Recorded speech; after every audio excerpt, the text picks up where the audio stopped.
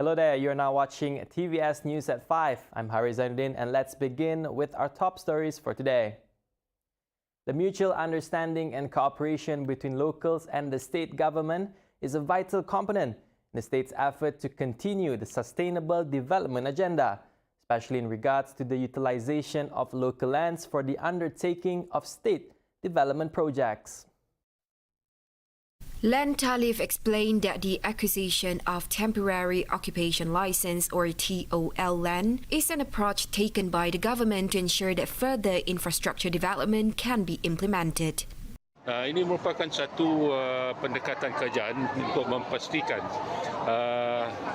pembangunan infrastruktur seperti jalan raya, jabatan, transmission line, air dan sebagainya akan terus dijalankan dan ia akan melibatkan banyak pengambilan tanah. Jadi yang penting ialah pengambilan tanah ini akan kita beri pempasan mengikut penilaian yang dijalankan oleh Jabatan Tanah dan Sabir.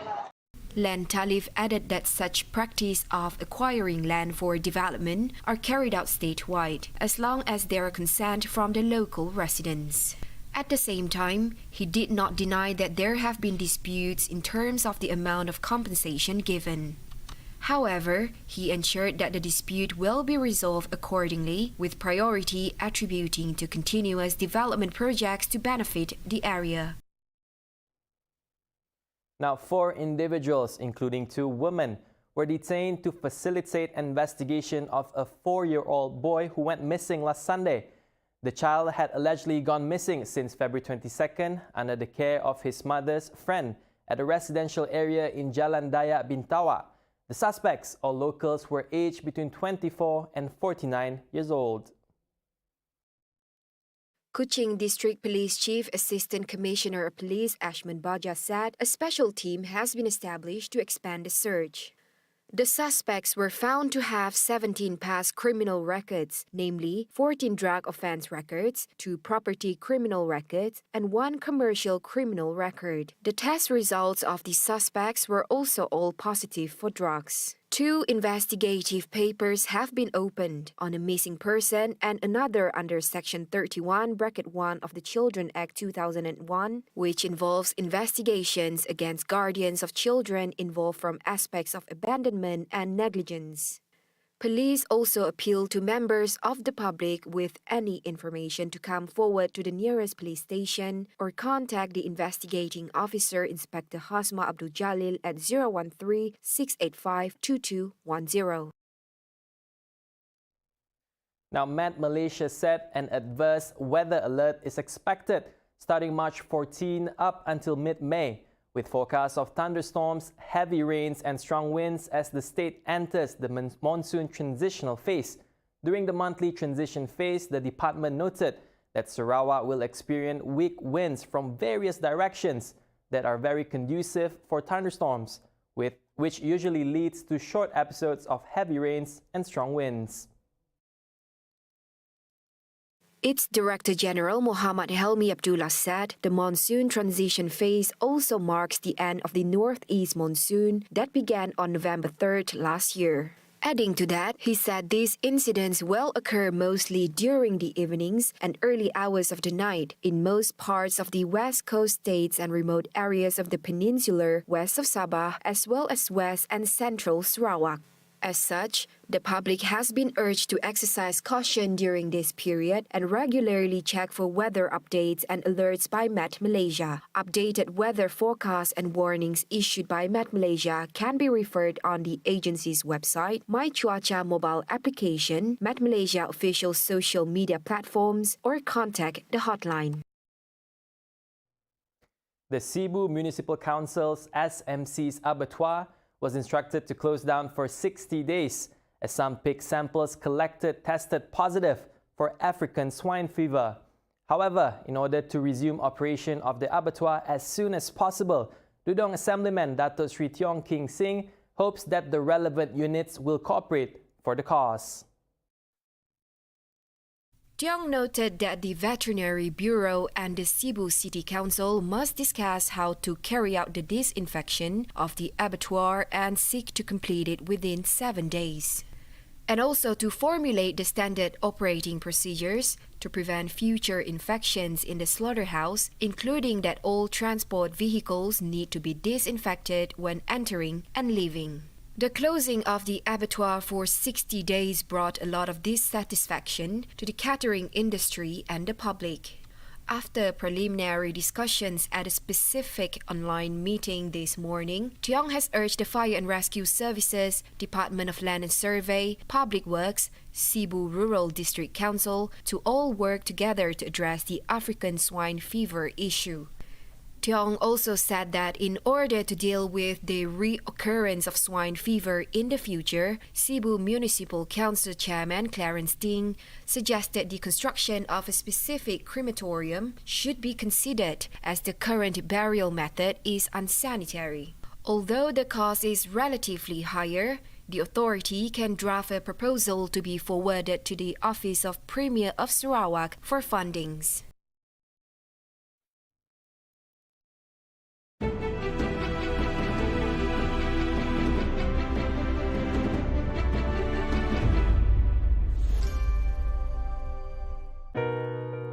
Dalam episod seterusnya, My Husband-in-Law. อะไรก็ไม่สำคัญเท่าที่ว่าพนักงานหญิงผู้นี้มีสามีอยู่แล้วแต่กลับไม่ซื่อสัตย์ต่อคู่สมรสและมักมากจนไม่สนใจเลยว่าจะนำความเสื่อมเสียมาสู่หัวหน้างานผู้นั้น เราหย่ากันเถอะนะคะว่าคุณจะไม่ทำอะไรพี่เทียนตามที่ตกลงกันไว้ได้สิถ้าอย่างนั้นเนี่ยพรุ่งนี้เช้าคุณพาเทียนมาได้เลยอยู่ห่างจากเรื่องนี้เหอะทุกอย่างเราจบแล้ว Jangan lupa untuk menyaksikan My Husband-in-Law คุณเดชต้องการฆ่าคุณกับทีวินมันก็ต้องตายเพราะ setiap Isnin hingga Kamis 8.45 malam di TVS saluran 122 Astro dan My Freeview.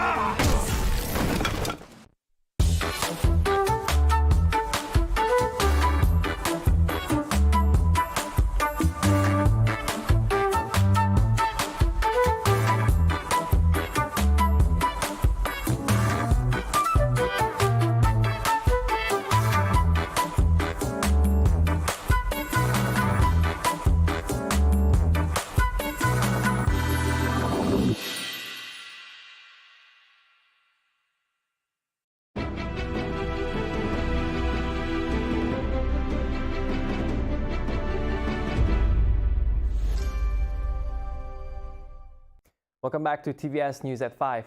Now, 4 individuals were buried to death in a landslide in Taman Bukit Permai, Ampang yesterday evening. The only survivor, an 84-year-old man, managed to escape with minor injuries in an incident that also affected 15 homes and 10 vehicles. Oh my God!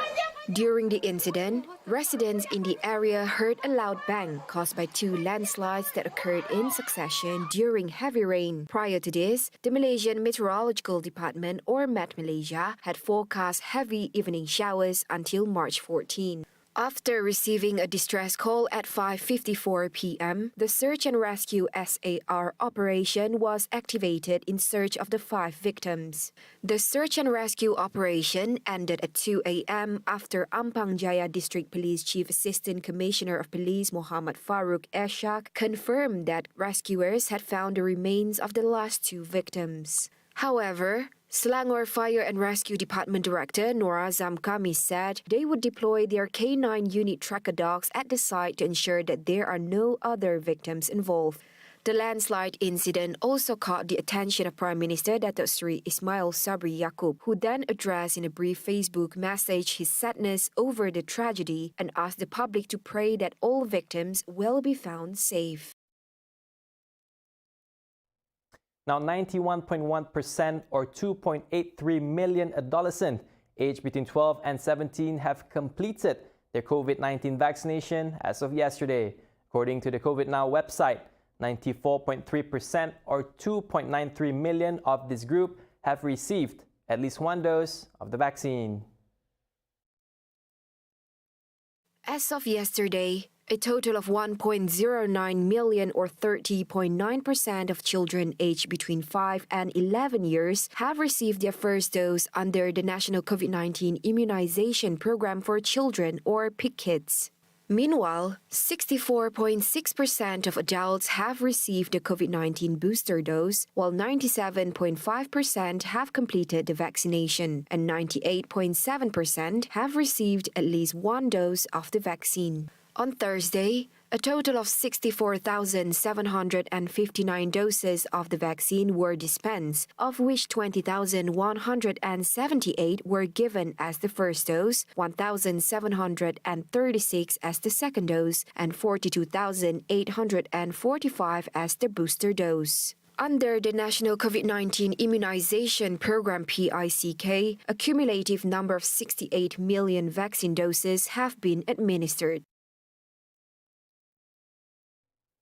The Election Commission, or EC, today reminded all Johor voters who will cast their ballots in the Johor state election tomorrow to comply with the Standard Operating Procedures, or SOP. This includes wearing a face mask, using hand sanitizer, checking body temperature, and observing physical distancing. EC Secretary Datuk Ikmaluddin Ishak said hand sanitizer would be provided at all polling centres, as the voters would be required to sanitize their hands at 4 stations, namely at the main entrance to the centre, at the entrance to the polling channel, at the polling station before receiving their ballot papers, and before leaving the polling centre. As such, Ikmaluddin said voters with COVID-19 symptoms would be allowed to cast their votes at a special tent monitored by health officials, while those categorized as patient under investigation (PUI) and person under surveillance (PUS) must obtain prior permission from the district health officer to go to the polling center. A total of 2,539,606 normal voters are expected to cast their votes in the state polls tomorrow at 1,021 polling centres statewide. Now on Thursday, March 10, 50 family members with 20 children with chronic illnesses and cancer diagnosis crossed into Poland from Ukraine at the Medica border crossing. They head to Gdynia, Poland, where the children will be able to continue their treatment. Their journey began in Kharkiv, which has been heavily bombed by Russia since the start of the invasion on February 24th. Children were carried by paramedics onto a train with a special hospital carriage, equipped with stretchers and medical supplies, and staffed by trained medical personnel. On Thursday, the Polish border guard noted that 1.43 million people had entered the country from Ukraine since Russia invaded its neighbor. And that will be all the time that we have for the 5 p.m. news today. Once again, I'm Hari Zainuddin. It's been a pleasure.